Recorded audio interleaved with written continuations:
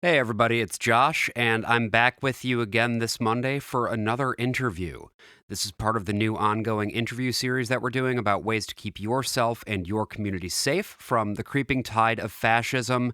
And today, I talked with Maia crimew, who is a hacktivist, a past guest on our podcast, specifically our episodes about hackers and neuromancer. You might be familiar with Maia for leaking the FBI no-fly list, as well as for quite a bit of work that it has done regarding right-wing extremism, connecting those accounts to the real-life perverts who operate them. In this interview, we talked about some of the mechanisms that can be used to track you online, as well as some of the protocols that can be used to fight that. We also talked about a number of tools and strategies that you can use in your life to improve your own operational security, and we had some fun along the way.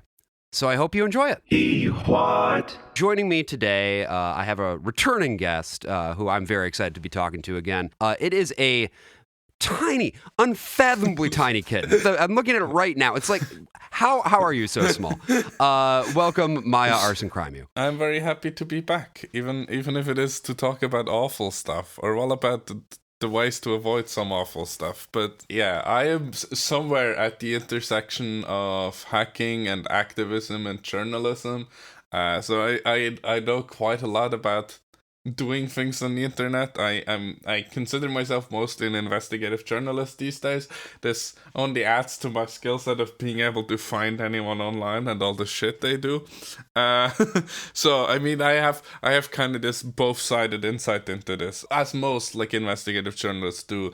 You do things that upset power, so you need to know how to protect yourself, but you also want to upset said power, so you need to also know how you can find like holes in other people's operational security, as we like to call it. Right. Well, and operational security is the big thing that I want to talk about today, particularly regarding how we, people who are advocating for the rights of everyone, how we can keep ourselves secure. So what I wanted to start with talking about was just the basic mechanics of how the internet actually works. What happens when you go online and when you're sending information out there, where does it go? And then what does that mean in terms of how you can get traced, both by corporate and government actors? It's a bit complex, but for example, when you go into your browser and you type in google.com, a thing we all do 5 million times a day, what first happens is your ISP, your internet provider, or sometimes a local branch of them or whatever, is asked, hey, where the fuck is google.com? An example of an internet service provider, that would be something like Verizon, AT&T, your cell phone carrier, whatever. Those are all ISPs. Exactly. And they're being like asked, hey, where is google.com? I don't know where that is. And then at that point, either your ISP already knows where Google is because someone already asked them 5 seconds ago. This is the most likely option in this case. But if they don't, they go one level higher, which is...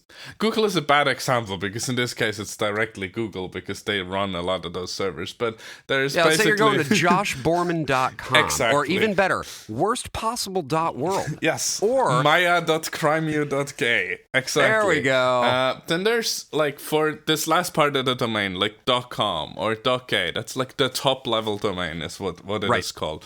And for those, there's also a similar server where then your ISP can go like, hey, so do you know about this? Do you know where this is located? And then like it can go step by step higher and higher like that. But at some point, your ISP will respond to you with an IP address. And that's basically all they get. From this point on, you can already see that at least your ISP will know that you have wanted to visit google.com, that you've wanted to visit worstpossible.world to listen to your favorite podcast. Absolutely. And they can lock that. This is basically always locked. This is also just locked for technical reasons. This is like, you want to know which websites people often go to, so you can optimize your network for that, for example. And just to point one other thing up as well, you had mentioned an IP address. For people who don't know what that is basically a series of digits that is the unique identifier for where in the world the server is that you are trying to connect to. Exactly. IPs are not always fully unique, though, but that's a thing we will get into in a little bit. Right. But when you hear about somebody being like, oh, we found their IP address, that's what they're referring to. They have the unique identifier for where on a network that person is located, or that device is located, more accurately. And then from that point on, with basically every modern website, you're going to connect over a secure connection to the site. This means from this point on, your ISP doesn't really know what you are doing anymore. For example, in the example of Google, well, obviously Google is going to know what you're doing on their site. Right. It would be weird if they didn't. In a lot of cases, for example, when you go on like a news site or something, they not only load their own things, but they load like advertising libraries, like little plugins for their own website that are loaded from external sites that belong to these advertising companies. Almost every website loads in Google Analytics, which is a little tool from Google that lets you track how many people visit your page and where from. It's a lot of this that makes it so not just the operator of the site you are going to knows you are going to this site, but usually hundreds of different companies know that. Basically every advertising company, which once again, all of that data goes to Google. Google basically always knows exactly what you are doing on the internet. Google, and I will also add Facebook. Those are the two really, really big ones. Yes, they are like the biggest advertising companies in the world, even though they only work online, basically. It's not to be underestimated. A very first thing you can do to not only make tracking you a little harder, but also make your experience on the internet 5 billion times better, is to just on your desktop browser install uBlock Origin. If you are on Android, you can install Firefox for Android, and that also has uBlock Origin you can install. So you can even have app blockers on mobile.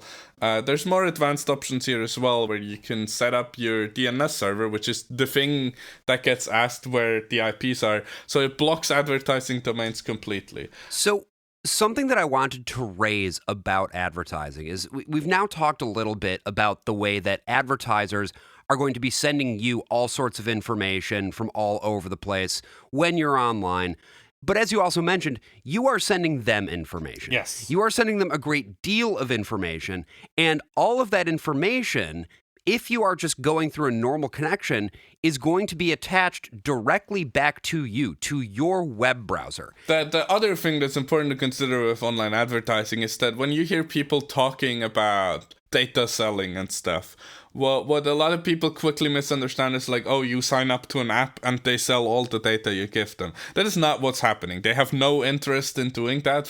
From a business standpoint, that's extremely stupid. For example, Facebook's entire business is built on them knowing everything about you. They're not going to sell most of that data. Yeah, that's their competitive advantage. They're not going to give away that information or even sell it because that is of value to them. That is always important to consider when you hear claims like that of data selling, often accompanied by like terms of services snippets, which most of those are just boilerplate. You just put that shit in there because you kind of want to be safe.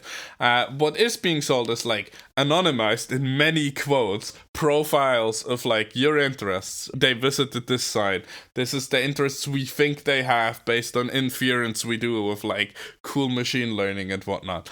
And hundreds of companies that sell and broker this data back and forth. Some of the companies also attach, for example, location data. They attach which stores you're shopping at.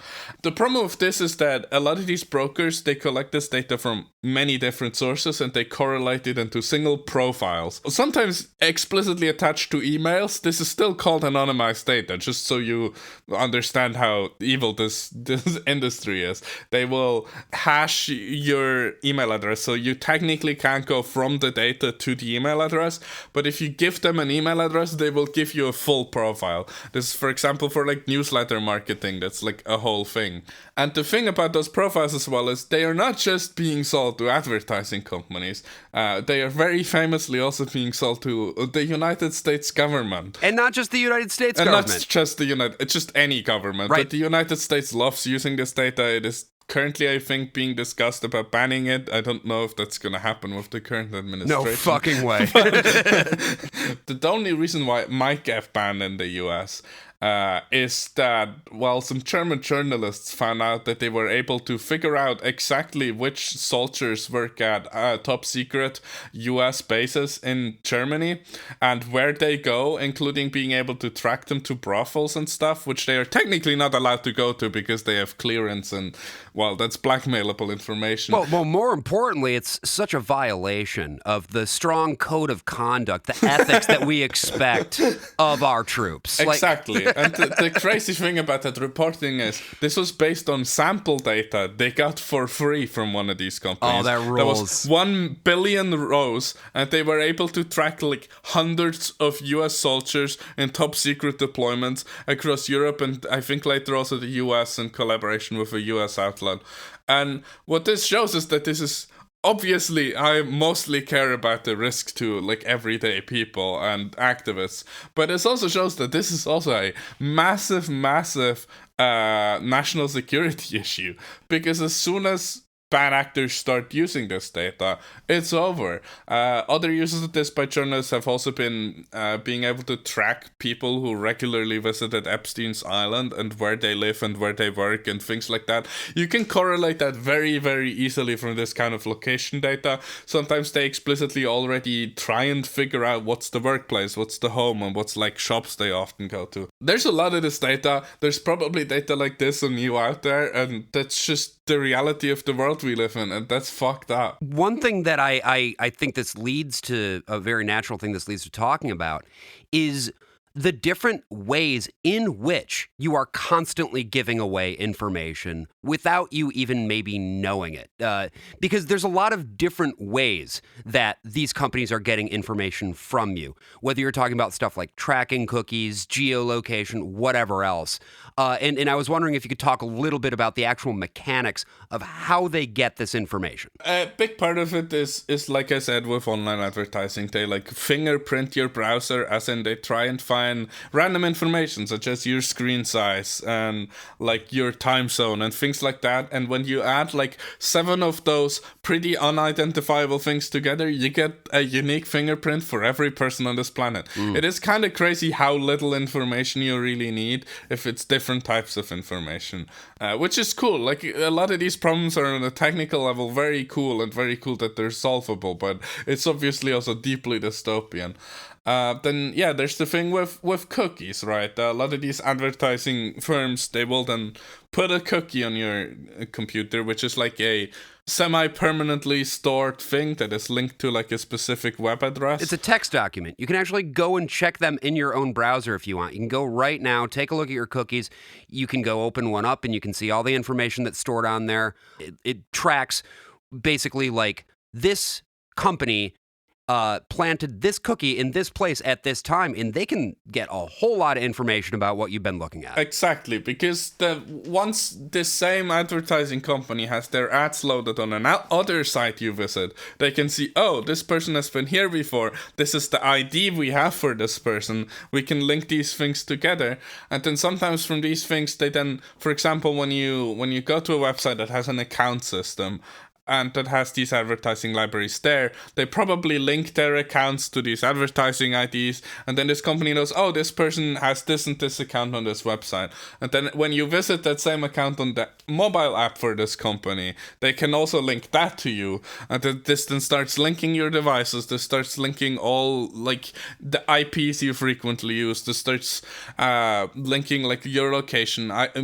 Often location data is just based on your IP address, but there's mobile apps that like use your location and that then sell that location. That is explicitly a thing. There is a number of companies that very, very heavily advertise to app developers, being like, hey, you can just add our little plugin to your app, and we will give you like 10 cents per person who enables location data in your app. App developers, especially smaller ones, they often, unfortunately, have an incentive to sell you out. Of course. Because, once again, it's how the world works. I think a lot of this is pretty fucked up. There are various ways in which this happens, but geolocation is currently the most popular one.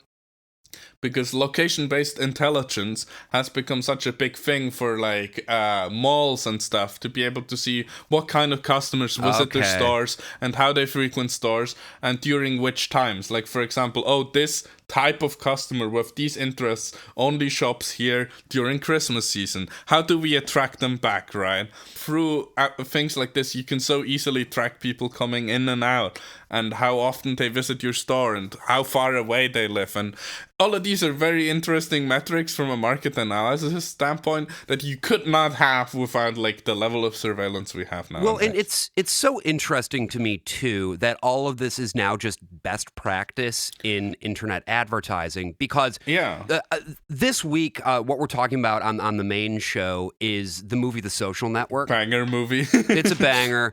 Really digging into especially the person of Mark Zuckerberg.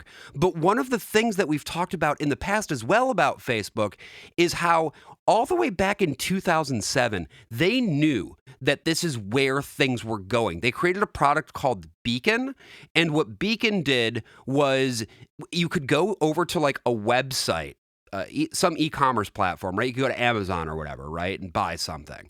And then what Beacon would do is, through a cookie that it had planted on your browser, it would be able to see that purchase, pull it back into Facebook, and make a post to your profile about the thing that you bought. And the idea was, oh, wow, this is going to, allow for a whole new world of telling people about what you're shopping for. And of course, that was not really the reason. The reason they wanted to do it was so that they could have this deeper profile of what you've been up to online. And there was massive backlash to this. Absolutely massive. But the thing was, at that point, the backlash was so massive because it was visible. This was a visible thing where it was like, if you went out and bought, I think there was a guy who bought like a wedding ring, and then his wife ended up finding out about it because Facebook Beacon made a post being like, hey, your boyfriend just bought a wedding ring. The thing is, though, if you keep all of this in a way where people can't see it and people don't know that it's going on, you can keep doing the exact same thing and reap all of the benefits, and nobody actually knows that they're any worse for it.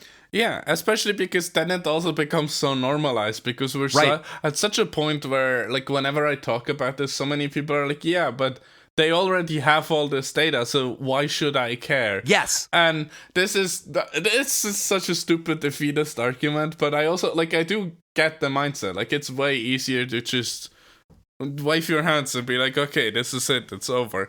But I think we still have, like, a lot of agency still now, and at least we should. But like, already one thing you can just do to already help limit these kinds of tracking things is that, thanks to legislation in especially Europe, but also parts of the US, specifically like California and stuff, you can disable some of this like linking of your identity. For example, on mobile phones, at least on Android, you can disable like unique advertiser ID somewhere in the Google settings, which makes it so every app gets a different advertiser ID. They can still mostly piece together who you probably are, but it is like these little things that at least make it slightly harder for even just the most basic, boring app developer to be able to to just track you if they feel like it. So at this point, I wanted to shift from talking about private actors to talking about government actors, because this is the real focus here. Again, we've got fascism on the rise here in the United States, to say the least, and there's a lot of reasons that you're going to want to cover your tracks right now, but especially in the future. What are some of the ways in which government actors use these mechanics to keep tabs on what people are doing? The main thing, as I said, is that they already just buy this data en masse, and they just, for example, track who was at a protest, when, or whatever. The same thing with cellular data. The thing, again, your phone connects to a specific cell, and that is called that because it's the specific area in which, like, one antenna, for example, is active in. From that alone, your phone can be tracked down to a pretty close range. Yeah, that's already one way with which it's often possible to, for example, correlate who was at a protest. Don't bring your phone to things you don't want people to know you're there. If you want to be extra paranoid, give your phone to like a friend who is going somewhere else that day, so your phone isn't just sitting at home specifically only when you are at protests, because that may just be like it's often hard to claim you were at home when you clearly weren't, but yeah. In terms of just having an alibi, yeah. Yes, it's better to just have a friend have the thing and then be like, yeah, I was with my friend, as you can see from where my phone was. Yeah, or I don't recall. I don't remember where I was. But it's pretty basic things like this that make it really easy to like track you and to know where you are and know what you're doing. The other thing obviously is that once you are in trouble of some sort, governments can just subpoena you, right? There are companies that have data on you. For example, Google, like with things like location history being enabled per default, which might be cool to go on the Google Maps website and look what you've done the last year. That data is not only being used for advertising, but it is also so useful if you are investigating some sort of case and you need to know where a person was. The private tracking is mostly also a problem because it lets the government track you as well, especially retroactively when they request this data. You will not know when, like, for example, Google has been subpoenaed about your data. They do need to inform you, but usually they are not allowed to inform you until like a year after, which is often literally after you have already been like indicted or whatever. Again, we're not asking you to commit crimes. No, but don't commit crimes. Exactly. Don't do it. But a lot of this stuff is also just important that more people do it, so it is normalized. That more people turn off location tracking, not that more people commit crimes. No, exactly. No, but the thing is, if only people who do suspicious things turn off these tracking features, if only people who do suspicious things use Signal, those things are evidence to prove that you did something. Right. This is why it is especially important, for example, with secure messaging apps like Signal, that if possible, everyone uses them and that you also use them for personal conversations, for example, for like your family group chat. If you have most of your things on another messenger, but you also use this messenger, then it's pretty clear, just from circumstantial evidence, that what you were doing on that app is probably suspicious. And that's not enough, obviously, to prove anything, but it's something that can be used as a piece of evidence, particularly if you make the mistake of talking to the police. And I need to once again just reiterate that right now. Never, ever talk to the police, not even to tell them how your day went. You always have the right to an attorney. If there is any situation in which a cop starts talking to you, ask if you're free to leave and let them know that you are not here to have a nice little chat. And if you are being detained, you have the right to an attorney. Also, getting an attorney is never suspicious. You are always allowed to get an attorney. If you are innocent, you also need an attorney. Getting an attorney is not an admission of guilt. Too many people think they don't need one if they're not guilty, but that's unfortunately not how the legal system works. A question that I have for you at this point, just because now we are talking a little bit about secure messengers and stuff like that. Can you talk a little bit about what encryption is and why it matters? Encryption, basically, scrambles is the wrong word, but it obscures like the contents of a message, the contents of a file. Specifically in the case of something like Signal, it makes it so only you and the recipient of your message can read this message. No one in the progress, not even the Signal servers, can at all read that content. They do not know what you are saying. It is generally not even really possible when you were saying what to whom. And it's this security that like makes is very important. A lot of the current day messengers, they are also at least technically encrypted, or at least advertise themselves as that. But for example, something that I will just say here, just to dispel this myth, Telegram is not an encrypted messaging app. It is, in my opinion, a social media app. It is an okay social media app. You can have fun on there. It is not an encrypted messaging app. Yes, there are encrypted chats. They use a custom self-rolled encryption that is not verified by professionals. I would not trust that. It is also very annoying to use. Telegram is not encrypted. Telegram group chats are especially not encrypted. That's very important to keep in mind. The Telegram servers know what you are saying, and especially now that they are starting to actively collaborate with the US government and with European governments, do not trust Telegram for any kind of organizing. You can go there for your furry group chats. That's fine. I don't care. It's good for that. You can go there for your meme channels. You can go there to find just the absolute strangest people anywhere. Yeah, that too. You can if you can want do to that find too. a weird guy, Telegram is the place. So we have talked about encryption a little bit now. Again, this idea of your messages, when they're transmitted over an encrypted application, the content of the messages themselves cannot be intercepted or read between devices. But that doesn't mean that the content of those messages can never be accessed by a bad actor. Exactly. That's also why, especially on Signal, it is important to have disappearing messages on, for example. That's just generally a good practice. I have it on 4 weeks in most groups, no matter what the group is about.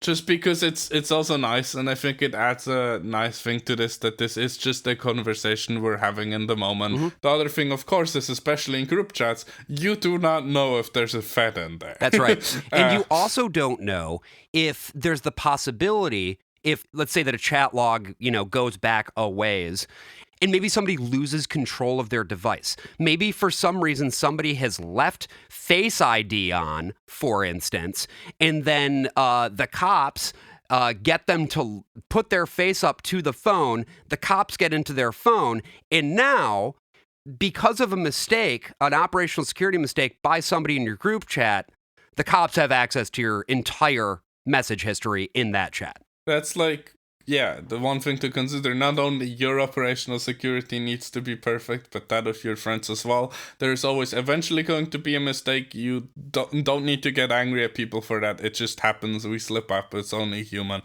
But you can minimize the impact that has by, for example, limiting the amount of message history, by ideally not talking about anything illegal at all anywhere ever. Ever. Don't talk about your crimes. And don't do crimes. And don't do Just crimes. Don't do but it.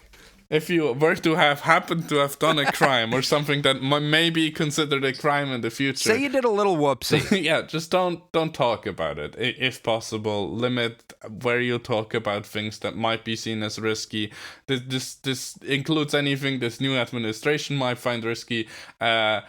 Yeah, or just be prepared for consequences. I think that's generally one of the most important things is about OPSEC. For me, it's not just trying to do everything perfectly, but it's having what is called a threat model. You can sketch this out, but at least mentally thinking through, hey, what are the risks? Where could my security fall apart?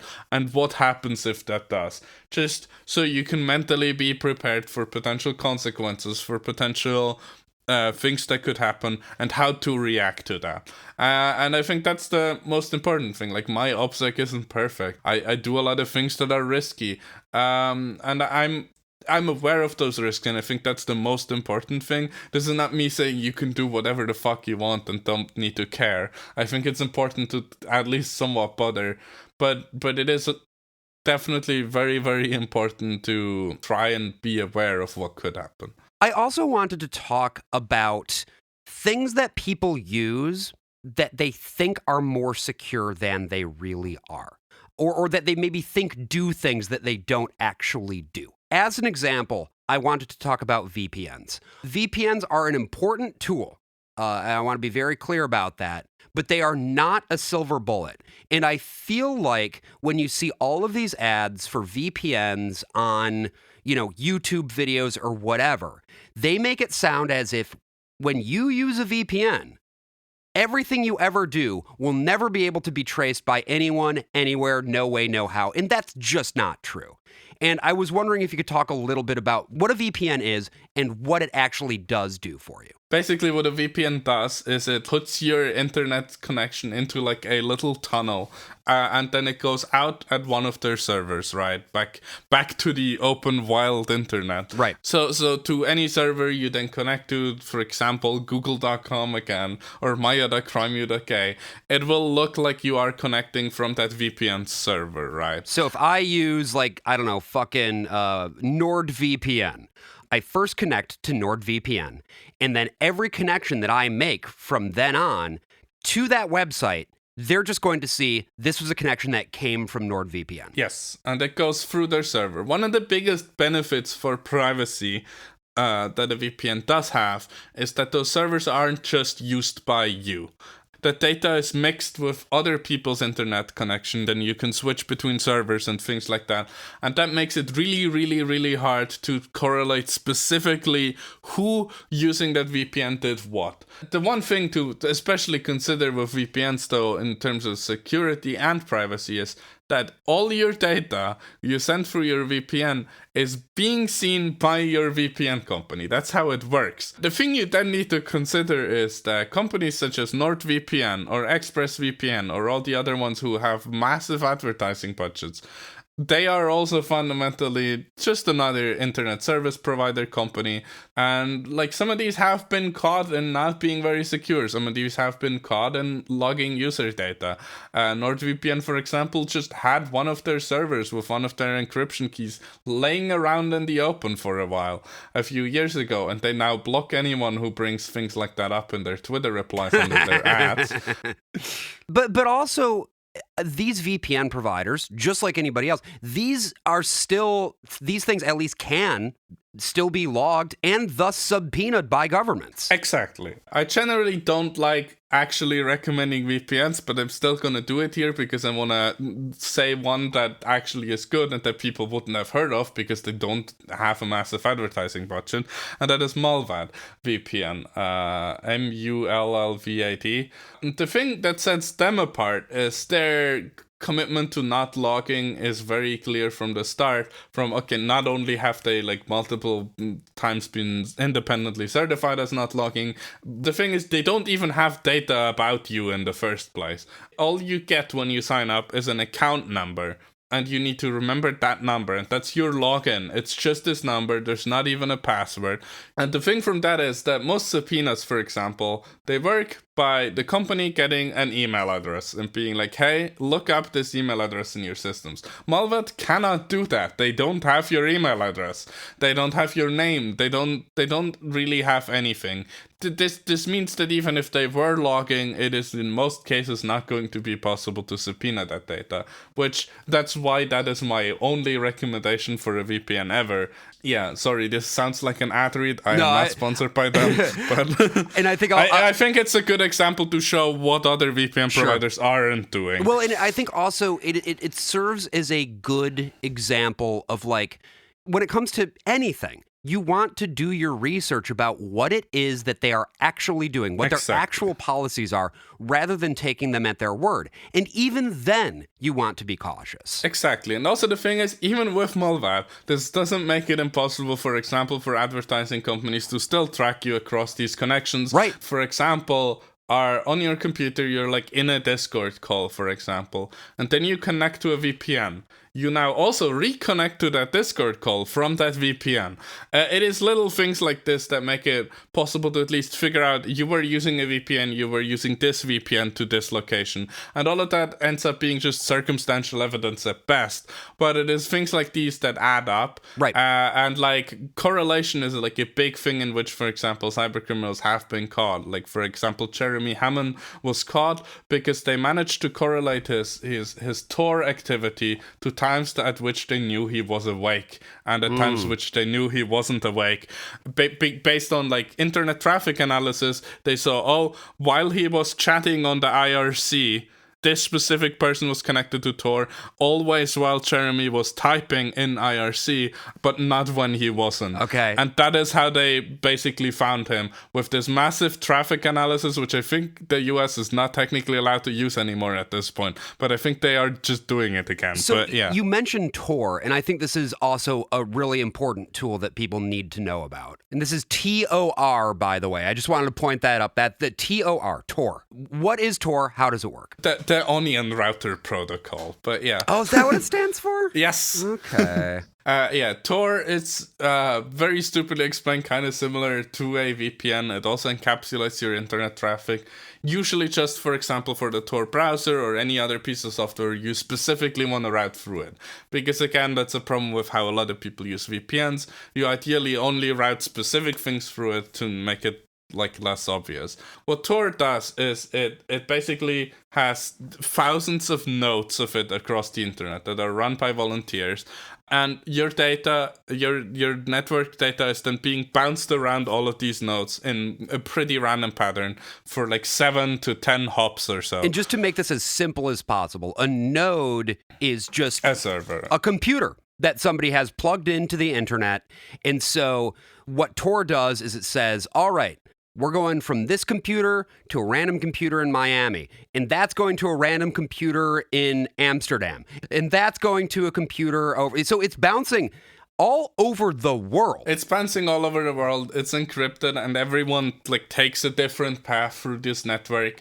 I don't fully understand the entire mechanic with which it works, but basically it mixes people's data together. So it becomes not impossible. Impossible is the wrong word. So it becomes really hard to tell which traffic is from whom. And then there's things called Tor sites, which are sites that are inside this network hosted on one of these servers. Which means you never even leave into the regular internet. Yeah, onion links, right? Yeah, and but when you do access a site on the regular internet, for example, Facebook.com, bad example, they have an onion site. But right. For example, maia.crimew.gay. There you go. I currently don't have an onion site. It will go to what's called an exit node. There's a lot less of those because those are pretty high risk to run. Sure. And then through one of those, you directly then connect to the internet. At that point, it's kind of similar like a VPN, where they also have this sort of exit server your data then goes out from. But whereas with a VPN, and this is an important point to make, generally speaking, you're just doing a hop to the server, and then that server is connecting. The reason that Tor is such a useful protocol is that in order to trace back to you, a law enforcement body would theoretically have to connect every single hop of all the 10 or 12 hops on the network. And again, like you said, that is almost impossible to do. Yeah. The problems here is with Tor that are important to note in the current day. That in the current day, it can be somewhat de-anonymized. With things like traffic analysis, like I said, with other things like it is fairly easy to tell for an ISP when someone is connecting to Tor, because compared to other traffic, it is a lot more traffic and it is a lot more encrypted. It looks a very specific way. You can generally tell when someone connects to Tor, it is very noisy. It is noisy on purpose to make it hard to figure out what you are actually doing. One thing that is easy to figure out you're doing is connecting to Tor. Right. Your ISP will most likely know if you're connecting to Tor. They may be logging this internally. They may be marking this internally. Yeah, there is more and more ways in which, for example, onion sites can be de-anonymized. There is also more and more ways in which this might also affect users of Tor. German law enforcement has been starting to kind of specialize in doing some of this. So this is something to keep in mind. Tor is also not just the silver bullet that solves all your issues. You still need to be careful. One thing that's good about the Tor browser is that it has a lot of built-in security features already that help with anonymity. The thing to keep in mind, though, is that for government hacks, for example, the Tor browser is a very interesting target because a lot of criminals use Tor browser. So compared to other browsers, it gives you more privacy, but it also makes it more likely that a random vulnerability will be used against you, because that is the thing like NSA hackers would focus on before they focus on Chrome. So at this point, we've talked about a number of tools that can be used to help anonymize your usage online. We've also talked about a number of practical things to do day to day, disabling location services and that sort of thing. Oh yeah, one more important thing for that. Disable biometric authentication on your phone. Disable fingerprints, your fingerprint sensor, disable Face ID, because while in most jurisdictions, especially in the US but also mostly in Europe, you cannot be compelled to remember a password. You can always claim to have forgotten the password. It is impossible to prove that you haven't. The burden of proof for you forgetting a password is not on you. They cannot prove that you didn't forget it. Right. You also don't need to say it. It's under the Fifth Amendment in the US. It's under other rights in other regions of the world. But that's important. If you just have a password or a passcode, you cannot be compelled to give them that. Yep. Even if they might order a court, give you a court order compelling you to, you don't have to. They cannot physically compel that. It's not a physical thing. They can, however, force you to put your finger on a phone or look at your camera. Yes, or look at your camera. This is also why you never hand a police officer your phone, especially unlocked. Do not use the cool thing where you can have your driver's license on your phone in the US now. Do not do that. Don't do it. It's not worth it. In most cases, they will not do something, but it requires you to hand your phone unlocked to a police officer. Don't do that. That's just an unbelievably stupid idea, and I can't believe we're in a world where we're putting IDs on the phone. Are there any other major tools or pieces of operational security that you wanted to mention before we wrap up here? One other tiny thing that can help that is not very relevant in the US, but is still always useful in general, is to disable 2G connection on your phone. This will also be described in a link I will send to you, Josh, after this. Okay. To put in the thing, it's a guide from the EFF for attending protests. It is also useful just in general to get a bit of an idea of like simple things you can set up on your phone. If you disable 2G, that means you cannot connect, your phone will not connect to fake phone cells anymore that police, for example, can create to figure out who's in an area. Or inject malware into your phone or things like that.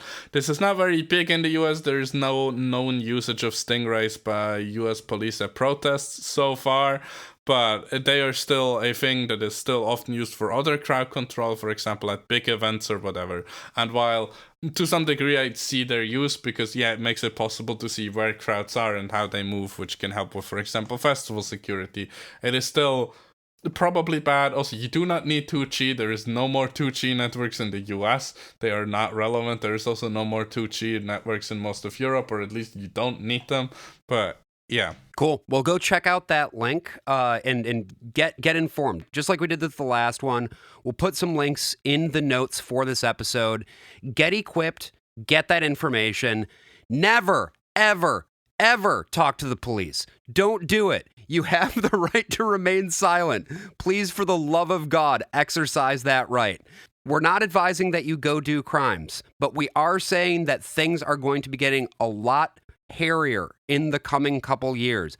Things will probably become illegal that are not currently illegal. Things that you do that are perfectly legal will be used as evidence against you for crimes that you did not commit. All of these are reasons that you need operational security. And so take a look at all this information and improve the security on your devices today. I promise you that it'll be worth it. Maia, is there anything that you wanted to mention or anything before we wrap up? Anything that you'd like people to take a look at, read, whatever? Yeah, I mean, I've already said the domain of my website so many times, but yeah, if you want to read some cool blog posts about cool things, you can go to maia.crimew.gay. Crimew as in crime W. And gay as in gay. Exactly. Awesome. Well, thank you so much, Maya, for your time today. And listener, we'll see you back on Wednesday for the main episode. Until then, I'm the worst of all possible Joshes. Bye-bye.